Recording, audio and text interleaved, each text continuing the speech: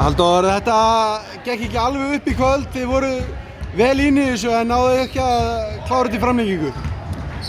Já, þetta var bara hörkuleikur og ótrúlega gaman að koma og eiga svona leiki hérna og við höfum örugglega eftir að upplifa fleiri svona leiki í vetur.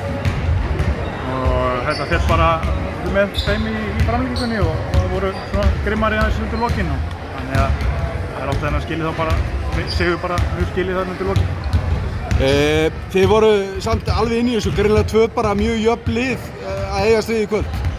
Já, bara klálega og við erum bara tiltölulega með frekar nýtt lið og erum að slípa okkur saman og erum bara ekki búin að koma í tveggja tölu æfingar sem við erum búin að ná þetta saman. Þannig að ég er bara rosalega ánægður með mjög margt á köflum hérna og hvað við erum að sýna og mjög mikið stórt props á Njarðvíkurliðið. Það er búin að vera lengi að mynda þetta lið og ótrúlega gaman að fylgjast með þessu samheldnaðan þeir eru.